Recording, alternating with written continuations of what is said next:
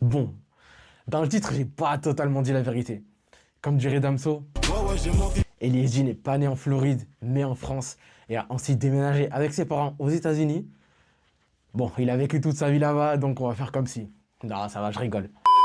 De la Floride à la France, en passant par l'Angleterre, Elie a fait le tour du monde pour faire résonner sa musique.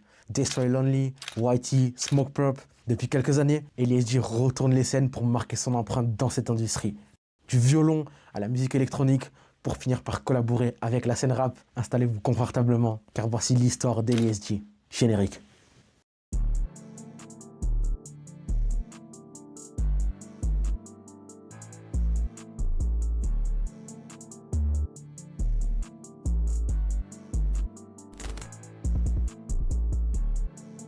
Né en banlieue parisienne dans le 95, pour ensuite s'installer aux États-Unis avec ses parents, c'est entre 6 et 7 ans que le jeune Elias se plonge dans le monde de la musique avec le violon et le piano. Bercé par le rap, le rock et l'électro durant son enfance, c'est à l'âge de 12 ans qu'il s'inscrit à la DJ Scratch Academy de Miami, où il apprendra les bases du DJing et du mixage. En fait, moi j'ai commencé la musique avec la musique électro de base, tu vois. Ouais. Moi j'ai commencé à faire, j'étais à EDM à fond, gros. En plus c'était genre 2012-2013 à Miami, il y avait un music festival qui s'appelle Ultra Music Festival. C'est un des plus grands festivals et en mode, vas-y frère, j'avais genre 12-13 ans, je regardais par la grille, tout ça et tout, j'étais matrixé. Pris de passion, il s'achètera un Numark NS7 pour pratiquer chez lui.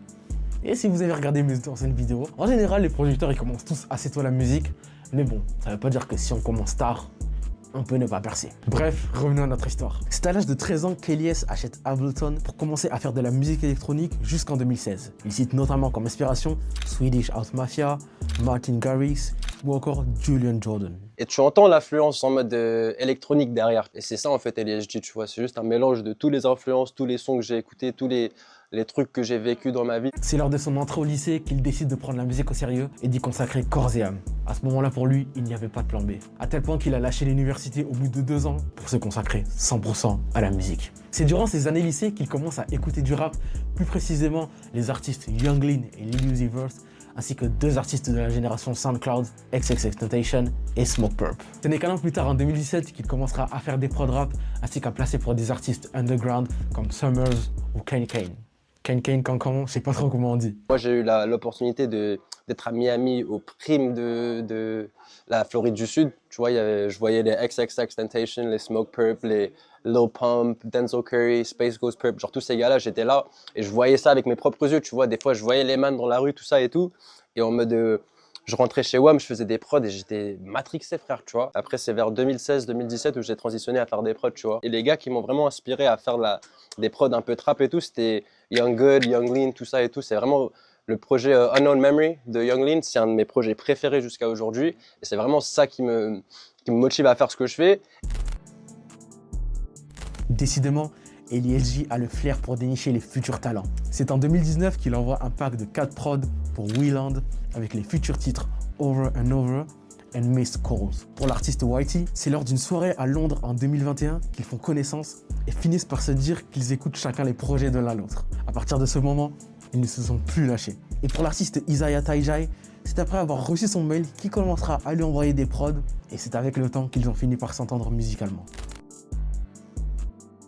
Comme je vous le disais en intro, Elie a collaboré avec pas mal d'artistes underground de la scène américaine comme Frank Day ou Save. Et c'est en 2020 qu'il produit le titre One More Time de Destroy Lonely. D'après mes recherches, sa première collab française remonte en 2021 avec l'ancien membre du collectif Saturn Citizen, Azur.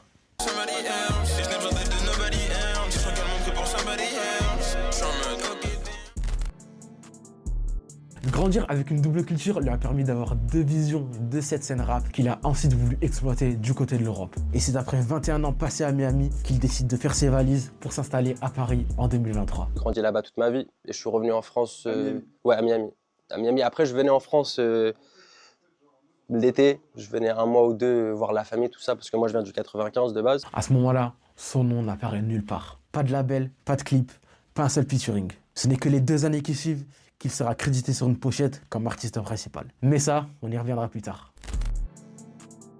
Grâce à son ami Reda, il fit la rencontre de Bushi lors d'une session studio sur Paris et c'est à ce moment qu'ils se sont vraiment connectés. À tel point qu'Eli est devenu le DJ de Saturn Citizen quelques semaines plus tard. Et très rapidement, pour ceux qui ne connaissent pas Saturn Citizen, c'est un collectif et un label de rap français avec comme membres Bushi et Nossi. Tous deux originaires de La Réunion, c'est à leur rencontre au collège qu'ils créent le collectif. Et à côté de ça, c'est aussi une marque de vêtements portée par de très gros noms de l'industrie comme Travis Scott, Quavo ou encore A$AP Rocky. Et pour vous donner un petit exemple, Saturn Citizen a collaboré avec la marque du rappeur américain Chief Keef, Glow Gang. Côté musique, c'est lors du grunt de Bushi que l'on entend leur première collaboration, notamment sur ces titres. C'était un dimanche bitch, en environnement on est tellement riche, et j'ai une nouvelle biche, on ressemble grave à Lilo et Stitch. Quand le ciel pleure j'ai mon parapluie, je parle à mes démons, tu parles à qui? J'arrive capuché comme Palpatine, que des numéros 10 dans ma team. Et la plupart c'est des ratés, c'est des lame, je suis un connard bébé, j'ai pas changé, je suis toujours le same. Je vois pas la lumière au bout du tunnel, et ça va rien changer si tu m'aimes. Yo elle vient de Vénus, c'est pas une humaine, j'avais une body mais j'en ai une nouvelle.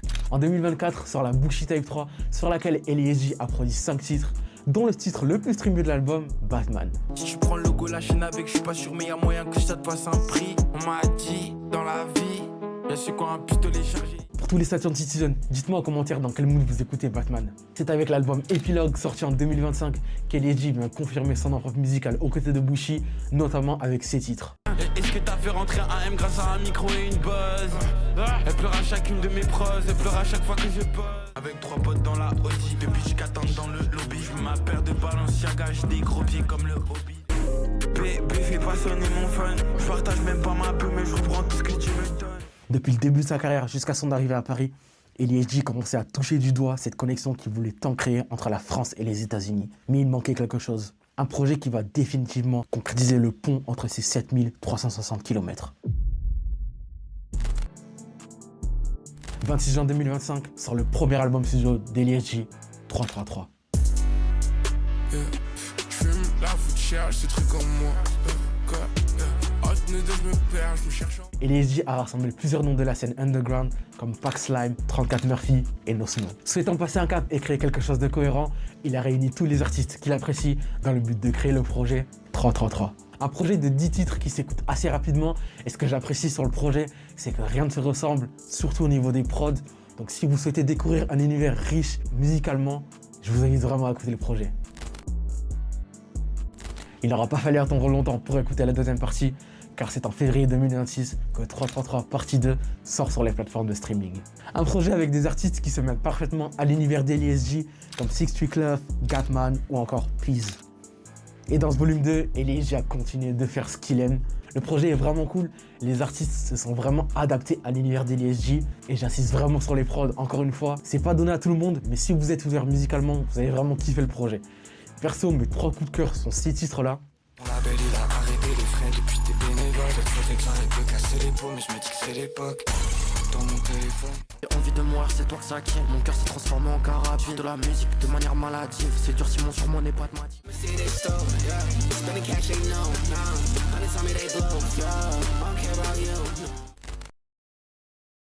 My advice is always going to be the same. If you feel that you have it in you, it always finishes up by paying. Whether it's in 10, 15, or 30 years, work hard, keep building what you do, putting it out there in the right way. It's going to pay off. You got it in you, you got it in you. That's it. There we go. Gang. Eli est très loin d'avoir fini sa carrière et commence petit à petit avec ses 2 projets par marquer la scène francophone et internationale. Parti de Miami avec des sonorités différentes et des idées plein la tête, ses connexions lui ont permis de montrer son talent de producteur à travers le monde. Et j'ai vraiment hâte de voir ce qu'il va nous proposer par la suite. Merci beaucoup d'avoir regardé la vidéo jusqu'à la fin. J'ai vraiment kiffé l'affaire comme d'hab. N'hésitez pas, comme d'habitude, vous connaissez la chanson. N'hésitez pas à liker, à commenter, à partager. Et on se dit à la prochaine pour la suite. Allez, ciao ciao.